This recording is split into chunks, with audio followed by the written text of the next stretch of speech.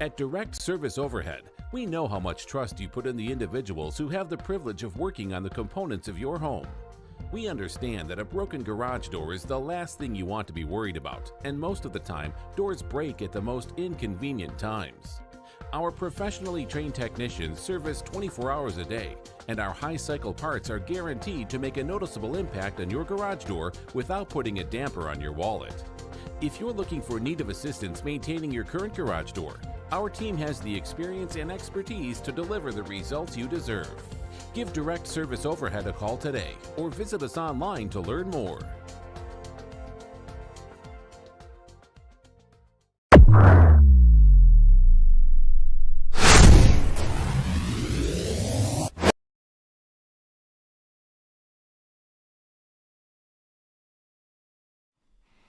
All right.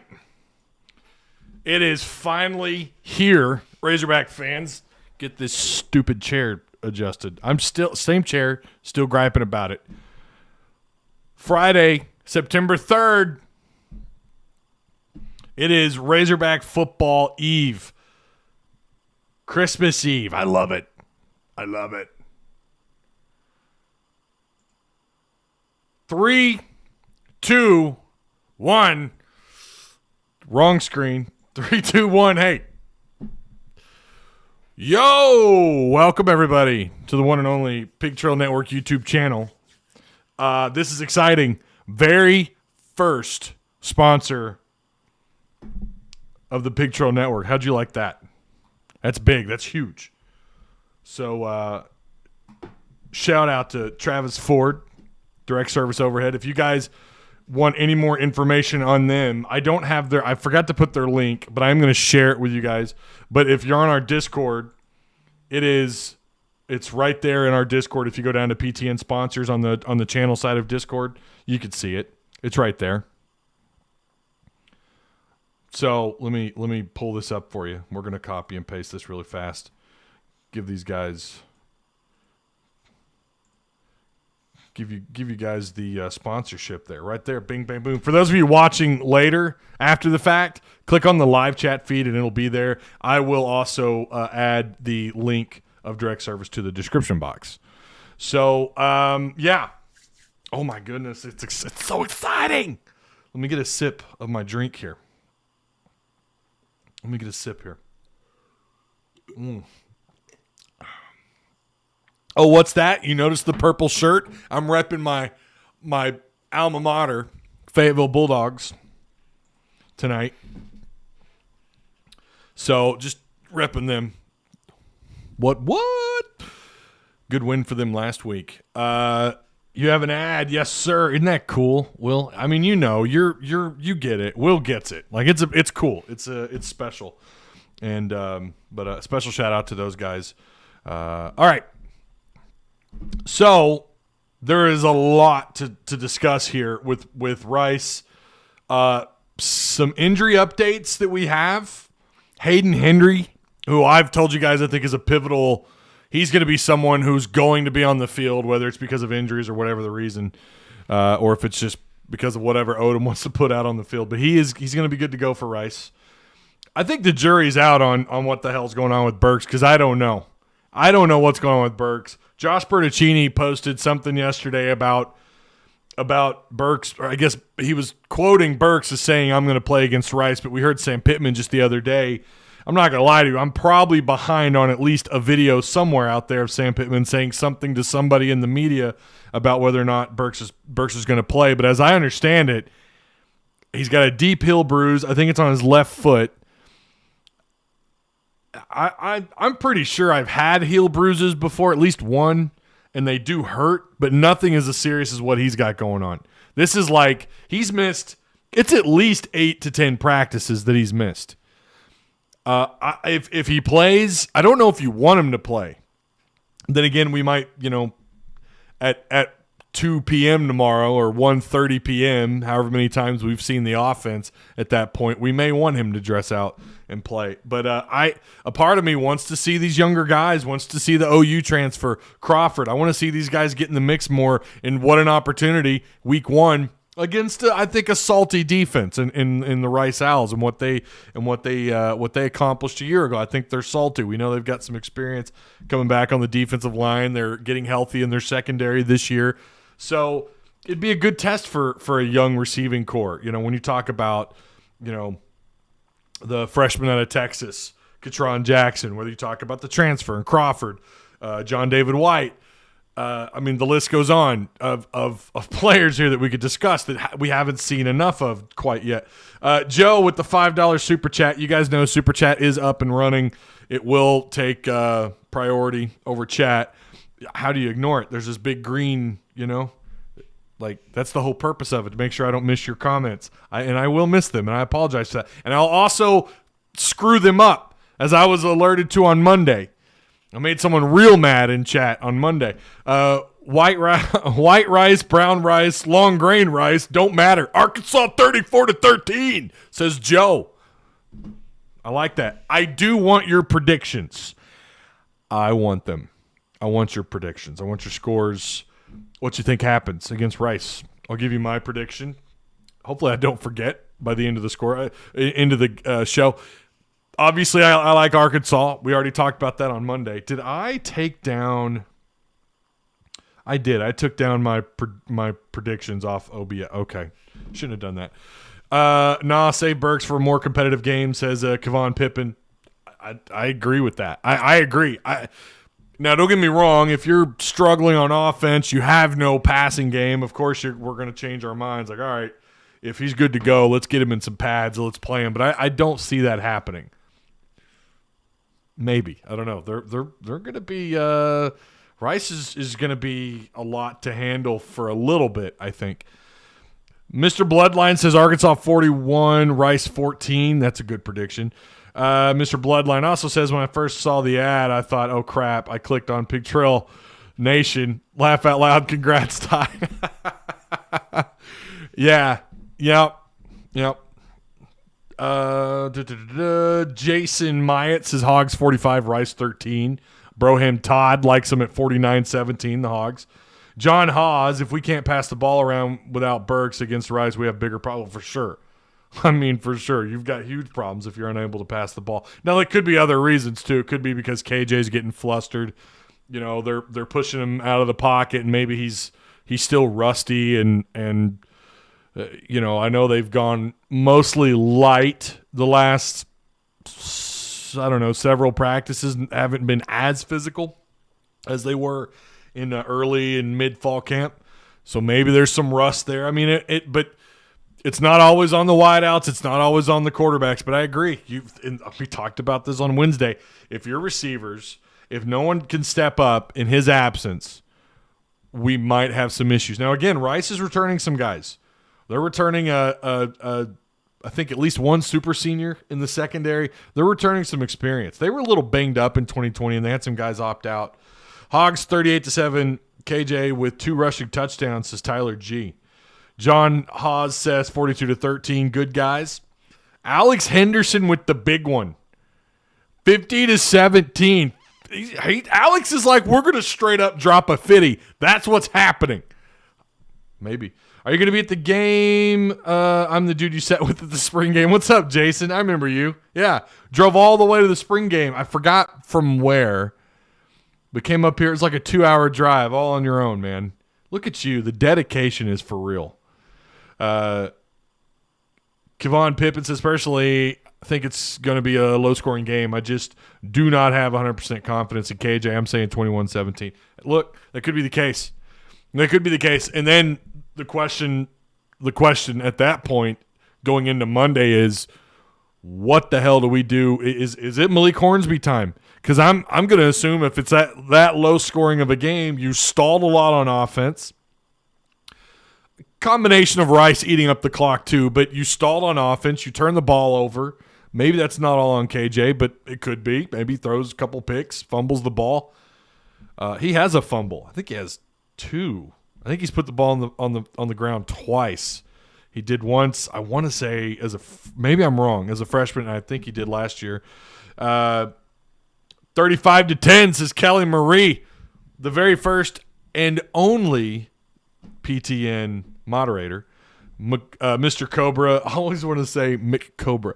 Mr. Cobra 45 says 38-10. Okay. Jason, I'm not going to be at the game. I'm going to be here for both this game and the Texas game. I'm going to be home eating barbecue, eating some chicken wings with the neighbors, and watching the game outside. It's going to be hot. I'm gonna feel your pain for those of you who are going to the game. It's supposed to be like 91 at kickoff, I think. No way we don't score more. Ooh, excuse me. It's coffee. Oh, my God. Drinking the stock cold brew. You guys had this? It is. Woo! No way we don't score more than 30 or that we allow 3 scores. Never say never, Mike and Mary Hogard. Never say never.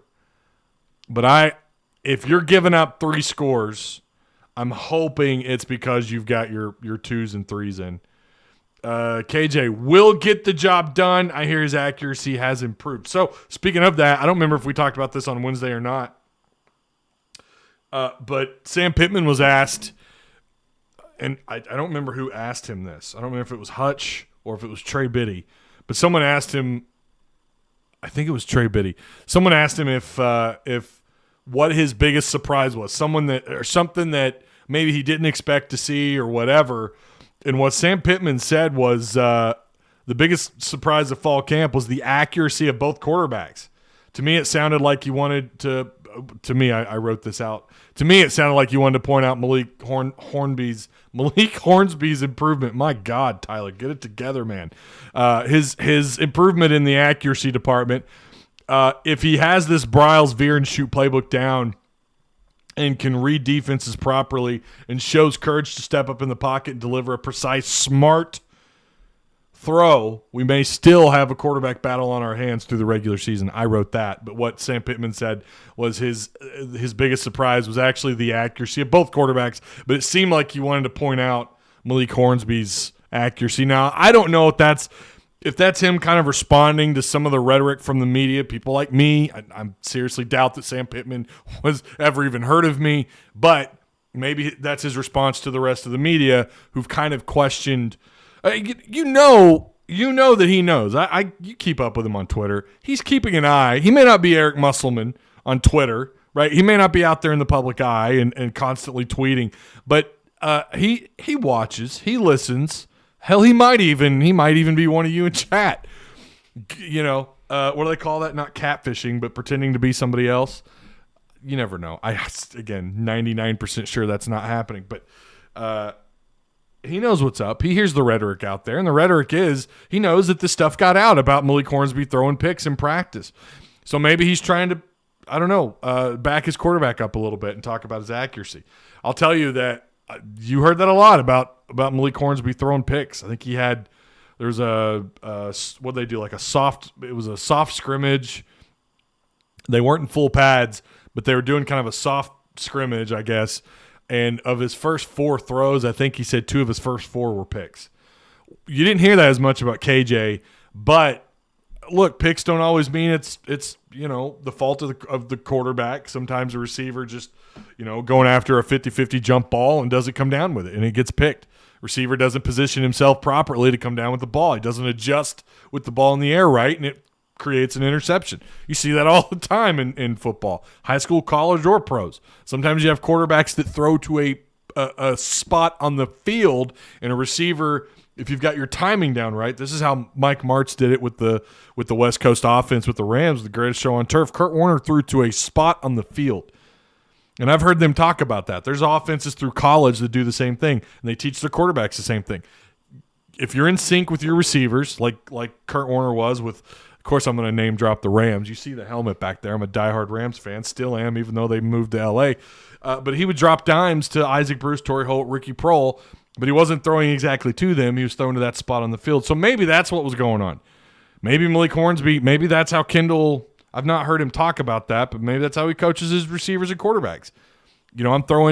This play is designed to throw to a certain spot on the field. So maybe that's where those picks were coming from with Hornsby.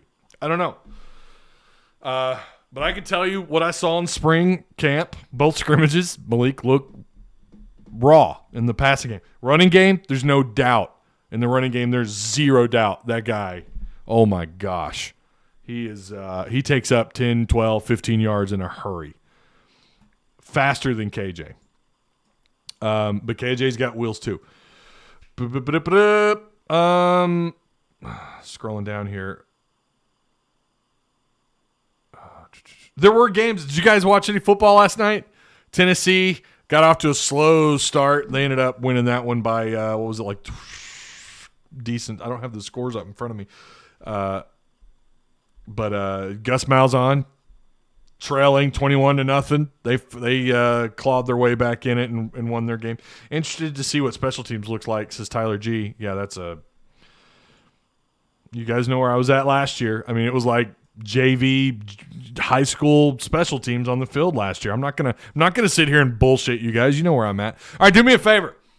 As we steer this thing into the Rice game, into the Rice breakdown, like the video. Let's get the likes up. Super Chat is up and running. Subscribe if you guys haven't already. Share the content. That is huge when you guys share. I know it's Friday. Notifications are not going out properly. Not everybody's getting them. I'm hearing you. I've got friends that are texting me and people DMing me about notifications not going out properly. I've already received looks like at least a DM and a text message. I did not get a notification. I know that's still a problem.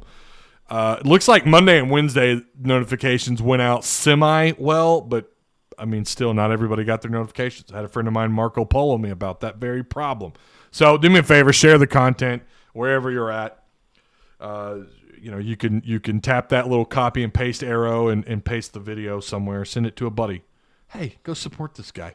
Kelly Marisa, Sam Pittman mentioned Trey Biddy walk and talk. He knows what the media's up to. He did, man. I heard that. He did talk about that. Mike Lane says, you got me, Time. Sam Pittman. Listen, I don't want to say the coach, but I've had coach's family, not Sam Pittman, but a certain member who was on the staff. His family reached out to me and they were like, we watch all your content. And I could verify this person was directly related to the coach, to a coach on the staff. And I was a little taken back by that. So yeah, no, they watch content, maybe not mine, but they keep up with the media for sure. And I don't consider myself media. I don't know. A guy at a Casey's gas station called me an influencer, and I'm like, is there such a thing in sports? I don't think so. Yeah, Tennessee ended up winning by 32. They won 38-6. That was good. Yo, Ty, what's up? The Hog President, 1991. John Hawes says Ty said a bad word.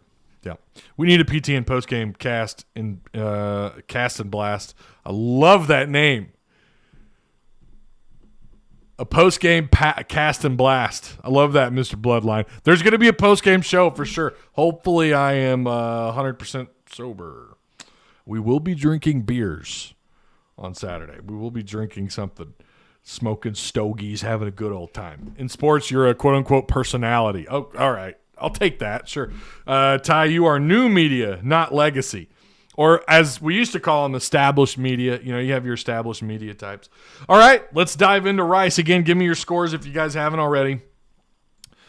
By the way, Arkansas, 93% vaxxed, for those of you that are curious. I hear some of the local high schools are struggling. I don't know. I have not been able to verify, but I've heard some of the local high schools may actually be canceling tonight. So I don't know. So that it is important when we talk about Arkansas being vaxxed. All right. Hogs versus Rice primer. The last 10 times Arkansas has played Rice, they've won all 10 of them. They last played Rice in 91 when the Hogs under Jack Crow beat Rice 20-0. Rice runs a pro-style offense with very, very much usage of fullbacks and two tight end sets. The Owls like to win down in the trenches. That's what they do. They want to control the clock. They call it bully ball, or Sam Pittman's called it bully ball. That's absolutely the truth. They want to control the tempo, making it slower. You remember when Bielema came here, that was kind of a reason sold by some of the media, national and local. Everyone's going to this high tempo, RPO, super fast paced. Now you got to deal with the turtle, with an offense that's supposed to be able to soak up the clock, run the football, get the clock down. You don't even snap the ball until you're inside 3 seconds on the play clock. They want to eat up the field and eat up time. Now, that worked off and on. We know Bielema's a roller coaster ride. At times, it seemed like, wow, this is going to work. It didn't. Fell apart towards the end. I blame his energy in recruiting. I think it really fell south there those last couple of years, and it just, you started to see that reflect in especially his last year here, but it just went south. I think a lot of different reasons. I don't know so much about some of the hires that he made with his staff, and I don't know. It just did not seem like, it just didn't seem like the trajectory that they were heading on. They couldn't stay on it. They fell off the path. But this offense at Rice, they want to do that very same thing that Bielema wanted to do here. They want to eat up the clock. So again, they're going to run fullbacks. They're going to run single and 2 tight end sets. They also they've got a couple of guys you got to keep an eye on as far as their running backs. Colleen Griffin, I'm probably pronouncing that wrong. Callan Griffin. I think he's projected to get most of the touches. Last year he had 72 carries, 249 yards. That's just south of about 4 yards a carry. Then you have Ari Broussard and Huma Atavian. I don't know how to pronounce that last name. That's what I do here, man. You guys know I'm going to butcher these damn names. But those are 2 guys, Ari Broussard and Huma Atavian, are other guys to keep an eye on with this offense. The guy, obviously, we're going to talk about the quarterback transfer that they had, but the guy to really keep an eye on is their 6'5", just under 200-pound receiver, Bradley Rosner. He missed last year, but he's back in 2021. In 2019, he's a JUCO transfer. His first year there, 55 catches, 770 yards, 5 touchdowns. Razorbacks are going to have to lock this cat down. This is a matchup maybe you wouldn't mind seeing if you don't man him up with Mo Brown. I don't know so much about maybe this is a matchup you'd like to see Hudson Clark. Hudson, who's got that 6'3" frame. I think zone coverage is pretty decent. We know what he can do. Without even a pass rush, we know what Hudson Clark can do. Now, you match him up in man coverage, you're talking about a liability. But I have 3 touchdowns. It says in 11 games. That's got to be from 2019. I think these numbers, they've got to be from 2019. Surely that's not 2020. I thought most of the non-P5s struggled to even get to 10 games. We know Rice only played 5. But anyways, the belief is he'll be their version more or less of like a Mike Woods, someone who can run those vertical routes, create separation. He's got game time experience at New Mexico, so this shouldn't be a huge shock to the system for him. But depending on how many people are in Fayetteville, I really hope they get up north of like 55,000. I really hope that that's the case. Let's show these guys what it's like to play in Power 5 SEC, inside a Power 5 SEC football stadium. And we know Fayetteville can get absolutely electric. Could you imagine this place against Rice? Let's just say even 60,000. I mean, it's crazy. I've been in there at 50,000. I've been in there at 70,000. It's insane. It's loud. It's amazing to me. We only talk about Little Rock, but it's like clearly you haven't been to enough Fayetteville games, especially the big ones. It just gets crazy in there. You've had 2 former Alabama quarterbacks talk about how that's the loudest place they've ever played in their career in college. So I'm just saying. Also, another guy, Jordan Myers. He's a super senior. He's been with Rice since 2016. This is a guy that's going to play multiple roles, a little bit bigger frame. He's going to play fullback, halfback, halfback, tight end. He's kind of a Swiss Army knife on offense for them. So, yeah, Jordan Myers, someone else to keep an eye on. Their offense, again, we already talked about what they want to do. Mike Bloomgren, he hired Marquise Tuiasosopo. I hope I'm saying that right. he's more of a West Coast offense guy. He's not so much a ground pound kind of guy. As I understand it, it was seen in some of their practices where they were spreading it out a little more. They were going 4 and 5 wide sets a little bit more. So there's no doubt these guys are going to try and open things up on offense. There's no doubt they're going to try and they're going to especially with this transfer with Cedric Patterson, and based on what little I've been able to find on what they want to do on offense, there's not a lot out there unless you just listen to hog media, and all we're doing is speculating. It's all anybody's doing. But the belief is, and of course with the new offensive coordinator, they're still going to run the ball. They're still going to ground pound, but they want to open things up. They want to see more 3, 4, maybe even some 5 receiver sets. I don't know if we see that. I mean, who knows? Maybe it's possible, but when you've got a receiver like Bradley Rosner and you're looking for a mismatch, and you got this cat Cedric Patterson, they've got a couple other guys too that have been there for a little bit. You want to find whatever weakness you can in the Arkansas defense. To me, the first thing that stands out to me is probably they're missing a defensive lineman, a guy that transferred in who was projected to be in the 2 deep, maybe even start. He's out. The Arkansas defensive line last year, let's just be real, especially as the season went on, was terrible. I mean, they gave up. Their run defense just was gone. Their secondary was depleted. Bumper Pool and Grant Morgan are playing at like 50% the second half of the season. You're asking them to do a lot. It's a little bit different. You're getting them game one. I think those two guys are healthy. You've got Henry back at linebacker, so you're there, but you're still missing a guy on the defensive line that was projected to possibly even be a starter. So if I'm Rice, I'm probably a little bit excited about that matchup in the trenches. Now, their offensive line, I don't have their weight totals. I glanced at it last week. They're not real big up front on the offensive line compared to most what you would see from SEC offensive lines. They shouldn't be able to bully you around up front, but never say never. Again, if they play like they did, especially the first 4 games last year, talking about Arkansas, then Rice, we should be seeing a lot of 3 and outs. We should be seeing them punt the ball a lot, and hopefully Arkansas getting in good position, getting good field position, because they're unable to move past the 25-yard line or past the 30. So maybe that's a little bit of what happens in the opening quarter. I don't know. Then again, Rice, with this hire, with this West Coast offense, the coordinator that they hired, maybe they try and air it out more and they catch Arkansas by surprise. Rice hasn't finished better than 80th in passing yards per game since 2015. So, again, with this new OC, they want to open things up. More vertical routes, more mismatches in the passing game. Again, like I said, they're going to still play bully ball and make an attempt at eating up the clock, trying to wear down opposing front sevens. They want to move you up front. If this were 6 years ago, I would say good luck. Even during Brett's lower, as things started to go south, I would still say good luck. Obviously, 2015, you go back a little bit, 2014, 2015, that's a lot more difficult. But do they return to that? Does Arkansas gain confidence? Their front seven, is this a week where they can gain some confidence? I think that's absolutely going to be the case, or should be the case. You're setting yourself up for that, right?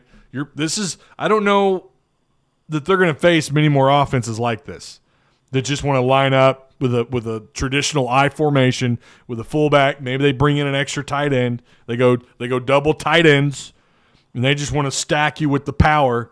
Maybe some goal line offense at like the opposing 20-yard line. I don't know, but it's clear they want to run the ball. You're not going to see much more of this year, so it's a good opportunity to get your front seven's confidence way up. Rice, now talking about their quarterback position. It's interesting because they have Wiley Green, a guy that's been there. I think he's going into his 4th year. He's not a super senior, but I think he's a senior or a redshirt junior. Regardless, he's a 4-year guy. That's what I have jotted down here. Very knowledgeable. Knows the offense like the back of his hand. I think it was his coach that was quoted as saying that even he has to help he knows the offense better than some of the staff does on offense. Now, I don't know that bodes well for your staff on the offense if you're going to him, for advice on the offense. But, $5 super chat. Arkansas scores 50. Y'all heard it here first. Man, I'm digging those 50s. I don't know that I'll let you know where I'm at, but I don't know that I'm there yet at 50. Carson Moreto says, Ty, what's up, man? Letting my high school kids watch today. Could you shout out Bryson Wyatt? Love the content, man. Cannot wait to see where this channel goes. 38-17 Hogs. I hope you're still here, Carson. But a shout out to Bryson Wyatt, to you guys. I'll do shout outs. It's been a while since I've been asked to do one, but shout out to you too. To all you guys, Carson as well. I made it to a live. Going to have to go back and watch the first 20 minutes, says Chris Johnson. I appreciate you guys being here. Again, remember to share. I know, again, I'm assuming these DMs are about – that's usually what it is. I didn't get notifications. I have no power over that. All I can say is make sure you've clicked the bell. That's imperative. They also have a big receiver that didn't play. Yeah, we talked about him, John. I must be way behind on chat. Arkansas will spread the Rice defense.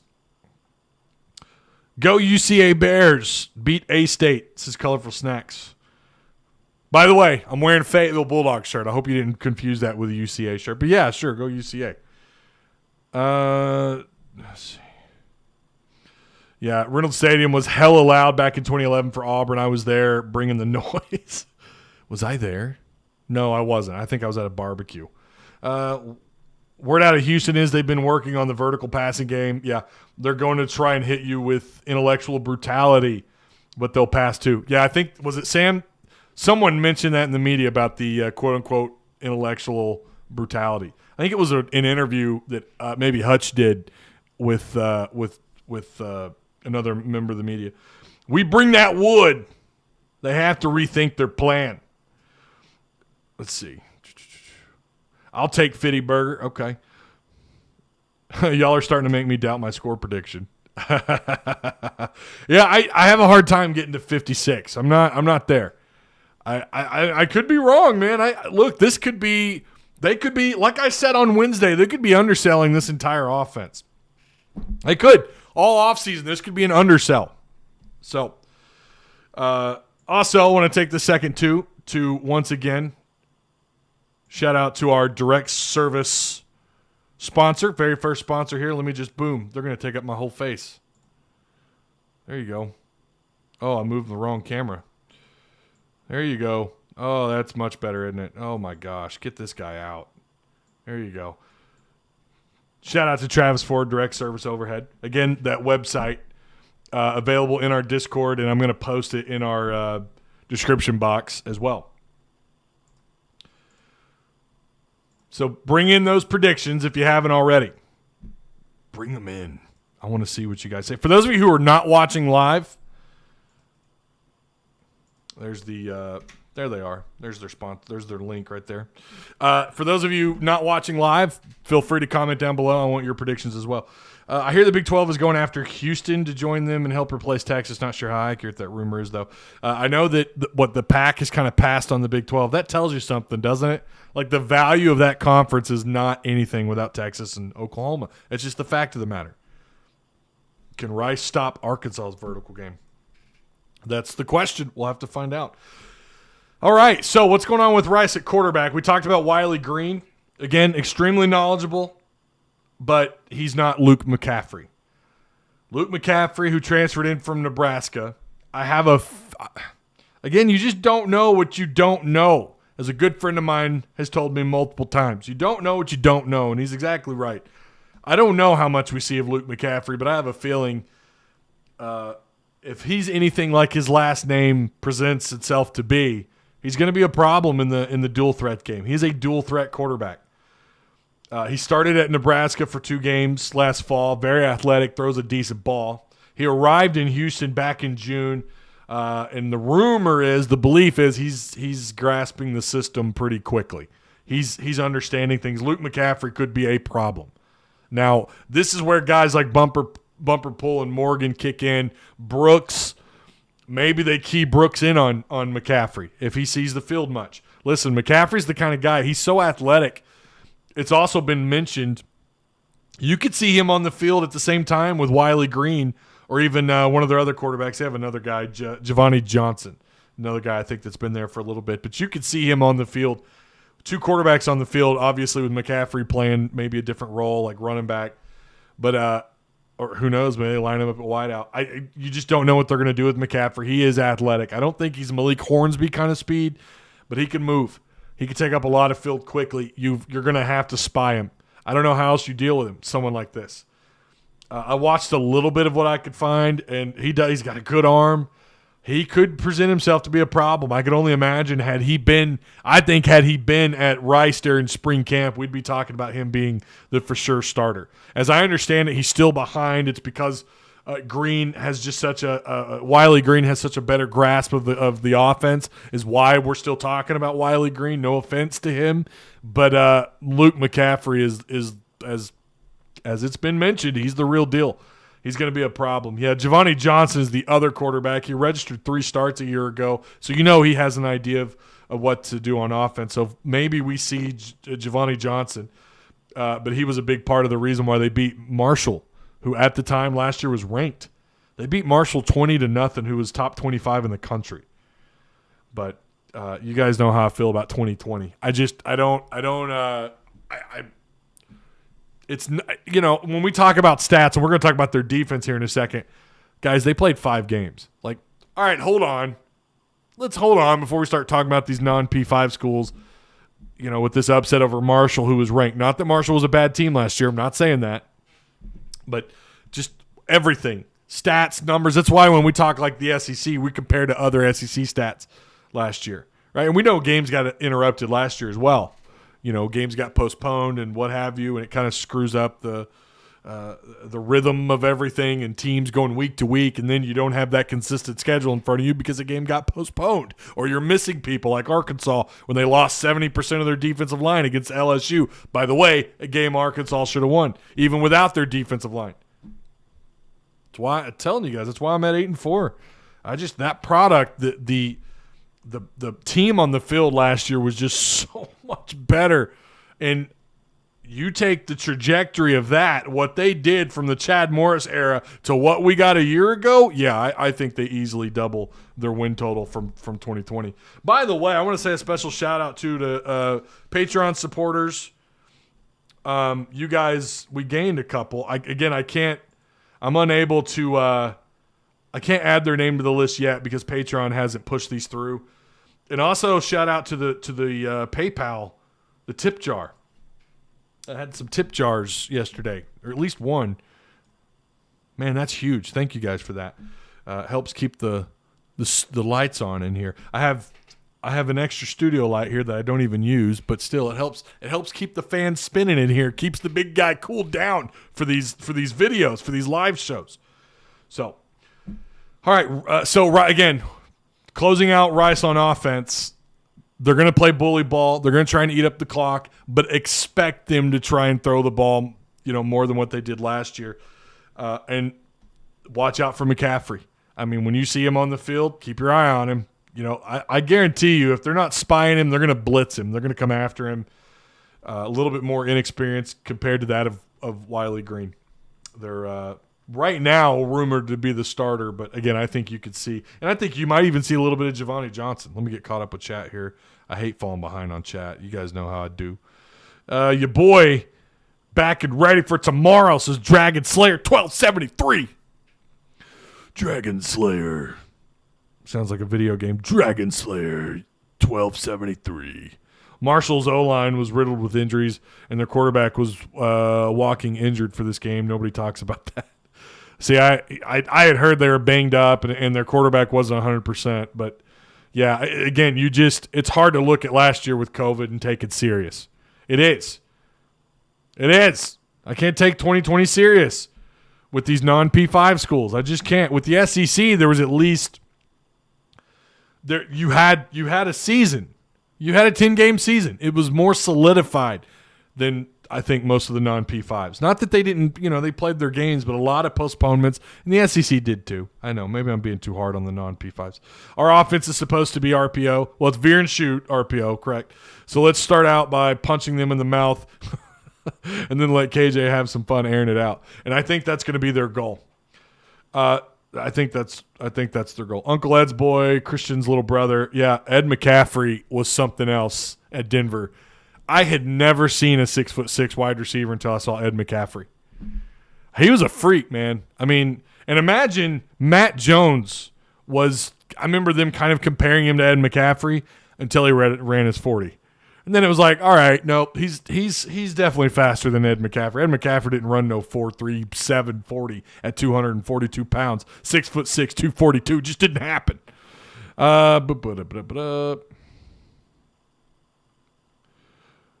Michael Kopesky, the Arkansas basketball player for 2023, signing G League. Yep, ruining college basketball. That was unfortunate, but we're just gonna stick with football. I don't even want to discuss that right now. Will Rocket Sanders have a big game or even see the field? Oh, he'll see the field, Kevon. He'll see that field, baby. Do me a favor too. Make sure we get those likes up. Share the content. Subscribe if you guys haven't already. Can PTN try to get the Cash App of the future? Sometimes it's easy and free. I hate PayPal with a passion. I think I started a Cash App. I've told you guys before. I will eventually add that. I don't know. Jay Hogs with the prediction 41-20. Close early. Hogs flexed and shit on the Owls. Pardon the language. We've got some high schoolers watching, so I better watch the language. All right. Going on to their defense here really fast. Don't have as many notes on their defense. Just that we know they're arguably one of the best players on their roster from a year ago. Not just their best player on defense, maybe one of their better players in that on that roster, and maybe one of the better players in that conference. Blaze Ulrich transferred to Mizzou, so we'll get a dose of him when Mizzou comes to town. The guy that's going to replace him is Myron Morrison, who played mostly special teams a year ago. So what they're going to do on defense, as I understand it, they're going to run – it's a 3-4, kind of a 3-4 multiple look. And that multiple means they might slide over and their pass rush or their edge rush guy, they all have different names for it. Their rush edge guy might put his fingers in the dirt and you've got a 4-3 look or kind of a 4-2 look. Or he's going to play off the line of scrimmage and he'll look like an additional linebacker who's going to try and cover that part of the field, or they might man him up against somebody. I would imagine if they line him up against anybody, it would be a tight end. But so that's going to be their look. It's kind of a 3-4 multiple look where they're gonna show you different things on defense. They could shift to 4-3. They have the personnel to run 4-3. They're pretty deep at defensive line. They're pretty deep there. They've got some experience coming back, guys getting healthy. Now, something to keep an eye on. Again, they only played 5 games. Okay, like I said, they had a huge upset against Marshall. And I know you're not supposed to overlook that. I get it. I just don't take these games serious when we're talking about – I think I'd also heard Marshall was hit with COVID. They weren't 100%. They weren't healthy. So it's hard to take me as serious. That doesn't mean I don't take Rice serious, just that particular event serious. But the pass rush a year ago ranked nearly just about 20 spots short of dead last in the country in sacks per game in 2020. They totaled 7 sacks in 5 games. It's not very good. Their pass rush is not something that you click on the passes the eye test. It doesn't pass the eye test. I have watched a little bit of what they do, and again, like I said, they'll run 3 at you, they'll bring 3, they'll drop people back, but they're going to try and they're going to try and confuse the quarterback, shifting guys around a little bit, but you know, it's being able to identify what they're doing on defense for KJ, and he's gonna have to pick it up pretty quick. They're gonna bring some pressure. There's no doubt they're gonna try and dial it up against KJ, and that could end up hurting him. The veer and shoot is supposed to eat up those kind of defenses pretty quickly, because that real quick judgment by the quarterback as to whether or not he's going to keep it or hand the ball off or throw it usually throws those linebackers off just a second, just enough to move their hips for them to pivot in the wrong direction. Whoops, I just went the wrong way. KJ's going that way. Or Malik Hornsby just flew by me 90 miles an hour, and he just picked up like 40 yards. That's the whole point of that RPO. It's all about that motion, right? It getting the defender to move to get his feet set wrong and his hips in the wrong direction. Now he's got to overcorrect and react like that. And I'm sorry, but Rice doesn't have the kind of talent that should be able to do that, you know, play in and play out. They shouldn't They could. If they're positioned well, if their defensive coordinator, if they're set up, positioned well to handle the RPO and that high tempo of what Kendall Briles wants to do with his veer and shoot, then they could. They could be. It's all about being in the right spot at the right time. Something I thought Arkansas's defense did so well last year in those first 5 games. Oh, my gosh. You go back to Ole Miss, Mississippi State, even Georgia in the first half, they were just where they needed to be. Even if a guy got faked out, it was like, well, here comes Bumper Pool, or here comes Grant Morgan. The slot, the nickel back is thrown off a little bit. Well, there's someone else who's there. You saw a lot of group tackling where you can kind of correct someone's mistake who read the play wrong. So maybe Rice does that. Maybe they're where they need to be. But I have no doubt if I'm Rice on defense, I'm watching what Arkansas did against Mizzou. That's what I'm doing. I'm telling you right now, that's the first thing I'm doing. I'm watching that over and over because that is how that offense is supposed to be ran. You go back and watch how fast it was, what KJ offered to that offense. He wasn't perfect. Again, he threw, 54, 55%. I think he had at least a drop, maybe 2. But I think if I'm Rice, I'm watching that Mizzou tape, and it's all about getting your guys at the right place at the right time, and that's on the defensive coordinator. Again, even if you manage to fake a guy out like Alex Collins did the other day, did you guys see that? Did you guys see that little It takes you back to backyard football, doesn't it? When you were playing tackle football and your boy in his backyard, in their huge backyard, and you get that ball and you just shake, a little shake and bake.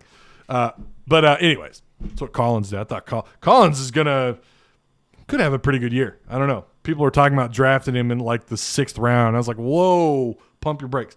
Anyways, so for Rice, it's going to be all about studying that Mizzou tape and not falling for the RPO, knowing where you're at. So again, they ranked really bad at getting to the quarterback a year ago. I think I even saw a stat where their pass rush was just overall bad. Not just sacks, but their overall just pass rush. They also allowed against Middle Tennessee. You talk about their pass defense. They're getting healthier. Last year, their secondary was more or less depleted at times. But they gave up in their opening game to Middle Tennessee 333 yards through the air on 72% accuracy. Again, that was in the opener against Middle Tennessee.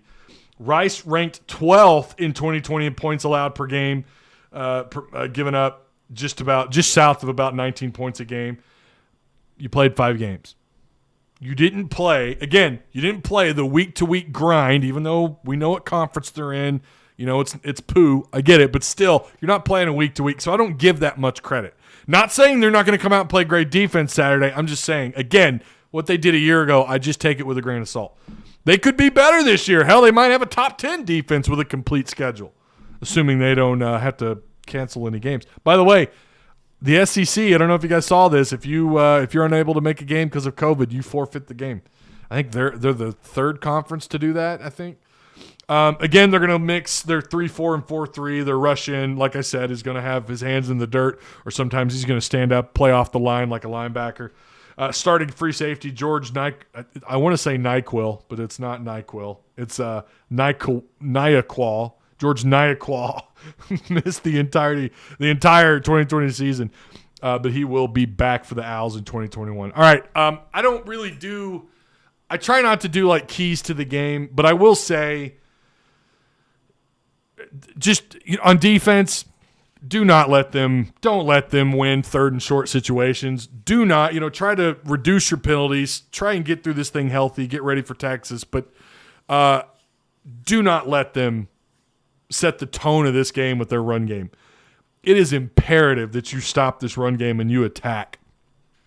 Be as aggressive. I would love for them. You remember how touted Mississippi State was with their air raid going into that week 2 matchup against the Hawks. They just beat LSU.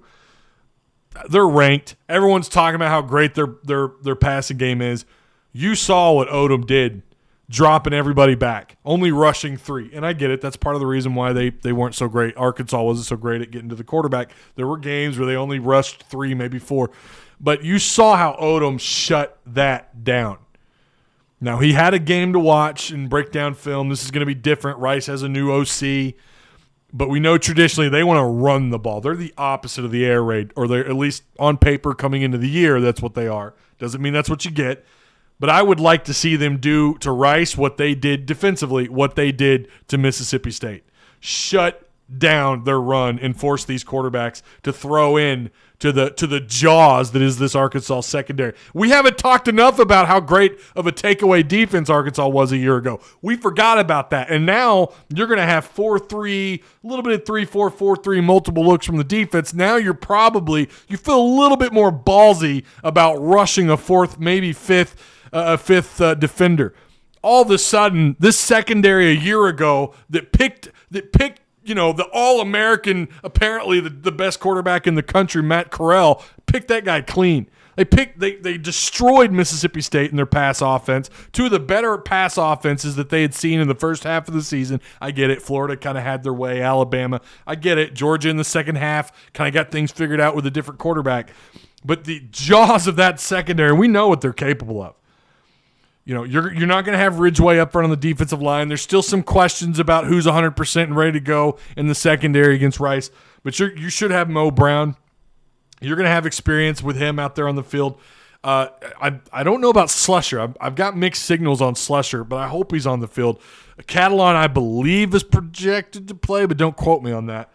I'm sure someone will correct me in chat, and I hope that you do, because I'm still not 110% sure if Catalan is going to be 100% available for Rice. But regardless, I feel really good about being able to now rush, to feel comfortable, because you have the depth. I don't want to say high quality depth, but you have some quality depth at defensive line, even with Ridgeway out. With these transfers, with the Mizzou transfers and who you have coming back, you've got depth up there. You feel comfortable with having a forefront on your front six, front seven that Odom likes to run. You feel comfortable with that, with bringing more pressure. You feel good about the experience you have back in the secondary and the talent, the surface level talent. We've got a guy that's super experienced in Joseph Fouché, Catalan, who is a difference maker. Monteric Brown, who is an all-conference caliber corner, could play himself into the NFL draft this year, right? You feel good. Dorian Gerald's supposed to be, I think, is going to probably get some playing time here. Mathew Hestand, hopefully he's as close to 100% as he's ever been as a Razorback. You feel good about if you could shut down their run, now all of a sudden you could pin your ears back and come after the quarterback. Offensively, I want to see them. I want to see the run game. I don't care who the hell it is. Treylon has also been battling some injuries late in camp. But I want to see someone take off on offense and get the run established, open things up. And I've said that. I feel like a broken record, and I say that a lot. But one thing always sets up the other. If you can pass the ball really well, there's probably not a better example of that than either 2015 with Brandon Allen, or you go back to the Petrino era when you had guys like Dennis Johnson and Niall Davis and so on and so forth. Michael Smith, remember his first year here, he ran for 1,000 yards. First year with Petrino, he ran for 1,000 yards, and you were able to kind of set up the pass. One side, if you're good at one thing, it should set the other thing up. And the veer and shoot, my God, if they get the ground game going, Rice is in some serious trouble, because now you're going to have to deal with the RPO from a true dual threat. 6'3", 200, and I don't know what he weighs now, 200, and let's just say conservatively 235, 240, a beast of a quarterback in KJ Jefferson. Or you're going to have these packages with Malik Hornsby on the field. We know how quick this guy is. So good luck trying to stop the run game from Arkansas if they get it going, and that whole offense should open up. And that's what to me, that's what it's about. We saw that a little bit last year when the ground game opens up a little bit. All of a sudden the pass game is just it follows, right? I would love to see KJ go out and throw for 350, 5 touchdowns. I don't know that we see that. I don't know. I really don't know what to expect there. My prediction, I like Arkansas. I'm not in the 50s because I feel like they're going to eventually, maybe in the third quarter, you start to see them separate themselves a little bit. But right now, I really like Arkansas at 44-17. I know that's, defensively. Again, I think you stretch it out. You put your 2s and 3s in the fourth quarter, and maybe Rice gets some scores, or is able to score a little bit there. But that's my prediction. What did I say, 44-17? I had it typed, and I don't see it here. But I'm going to say 44. Let me type it. 44-17. So I don't think their starters are overly successful against the defense. Maybe they have a moment or two, but as the game wears on, Rice just can't keep up. And then Arkansas subs out their second string, and Rice is able to get a little bit going, and they manage 17 points. But I'm at 44-17, Arkansas over Rice. Again, it's week one. You just don't know what's going to happen. You don't really know what to expect. As the season wears on, you get a better idea of what this team is capable of and what your opponent is capable of. We have 5 games a year ago with Rice. Now they've got a new offensive coordinator. They lost Ulrich on defense. They have a special talent in Luke McCaffrey. God only knows how this thing pans out. But I really, like I said, I think the key for the offense is get the ground game established, minimize penalties, minimize no mistakes, play mistake-free football. Arkansas should blow this thing open. The current score, and we do this every week, the current line, according to ESPN, the Football Power Index, before we get to the line, 94.6% favored in Arkansas's win. The spread actually went up. I thought it was 18.5. It's now 19.5. Over under at 49.5. So, again, 19.5 is the spread. So even with the rumor of Burks not being 100%, that has clearly had no effect here. And if maybe that's from Burks' announcement yesterday. I don't know. I checked this on Monday, I think, and it was 18.5, I thought. So 19.5 is the current spread. So scroll up here. Try to transfers don't scare me until there's a reason. Joe Milton was hyped up and look what he did. I don't know. I'm probably in the middle of a conversation there. Is the first offensive play a pass or a run? Are we at an hour? We're at 1 hour here. We always go a little over. That's okay. Is the first offensive play a pass or a run? I'm voting run, but would love your guess, Ty.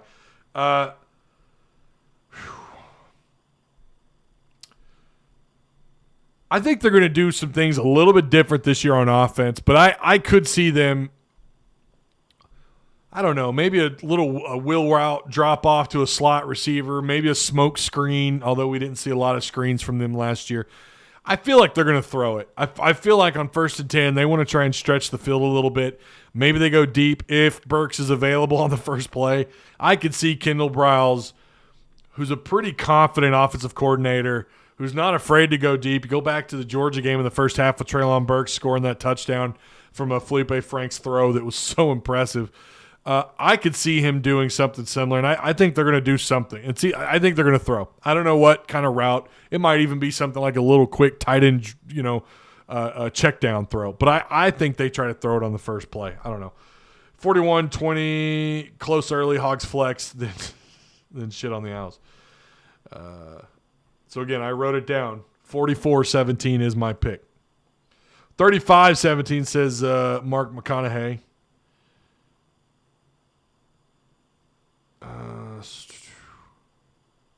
The first play of the game is a quarterback run by KJ. That could be the case, Randy. That very well could be the case, my man.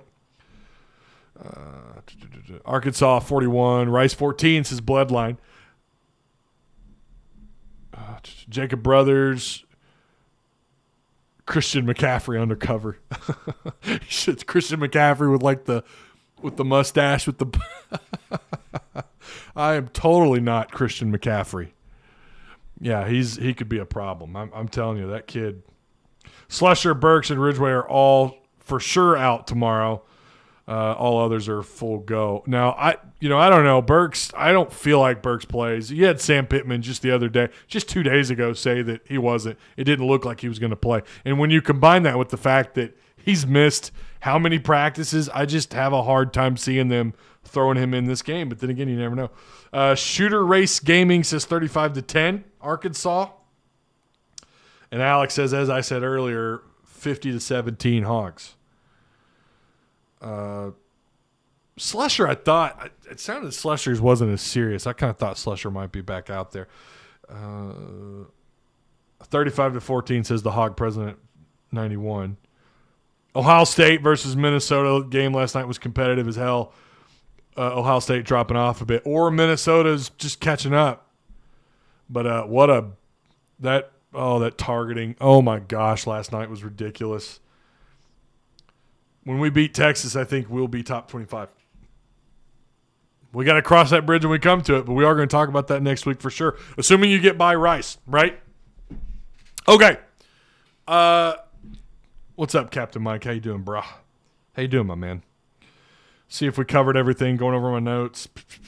Again, like I mentioned earlier, the Hogs are at 93% vaccination. That was 2 days ago, so I'm not sure that changes a whole lot. Azazian,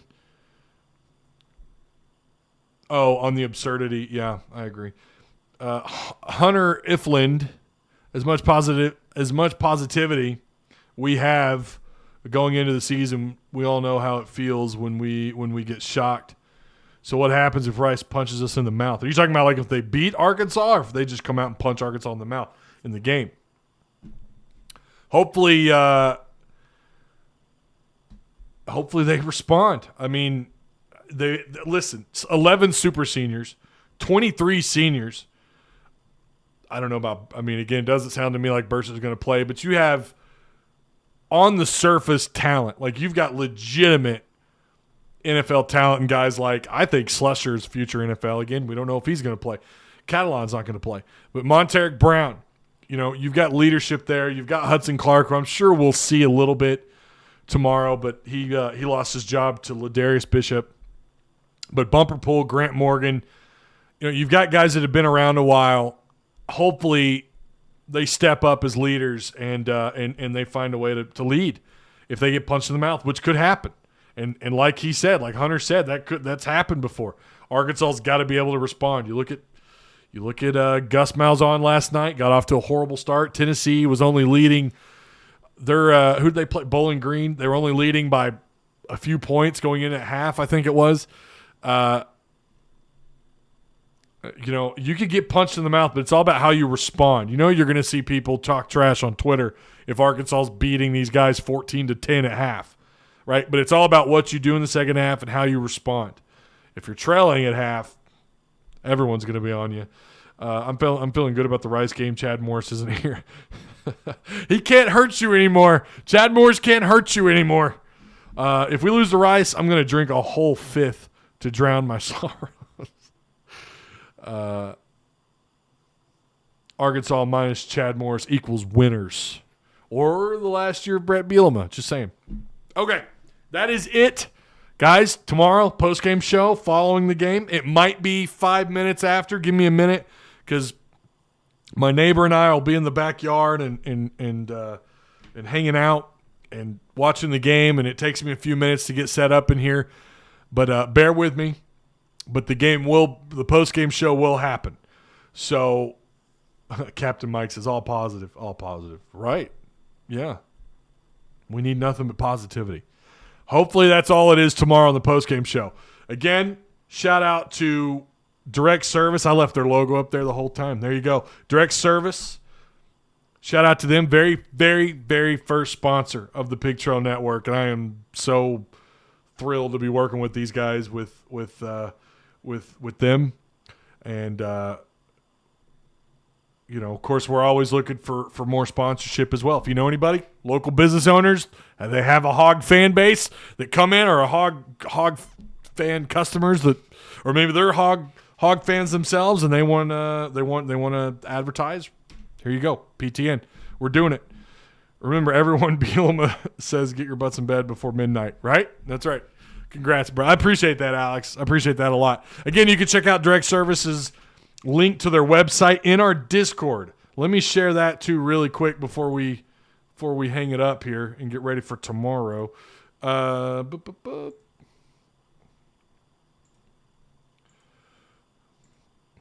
do I gotta change this every time? That's so stupid. There we go. Generate copy. So there's a link to our Discord right there. All right. So you can go check out. If you're curious about Direct Service Overhead, you guys saw the ad there in the beginning. There's a link there. They'll be able to help you out. Everything you need to know is in that link. It's on their site. Also, be sure to join the Discord. Join us. We have fun. Game days are always a real blast. Watching on my lunch break, hiding in the hospital. Justin, don't get yourself in trouble. Although, thanks for being here. All right. Yeah, I'm trying to think if there's anything else. Patreon supporters, again, shout out to you guys as well. And if you want to be added to the list, I'm not sure now if you join, if it doesn't, now it goes towards September. So if you join now, you may not make the list for next week, but it's there. If you guys want to join, that link is also provided for you down below in the description box. All right, Woo Pig, I will see you guys tomorrow after the game. Go Hawks.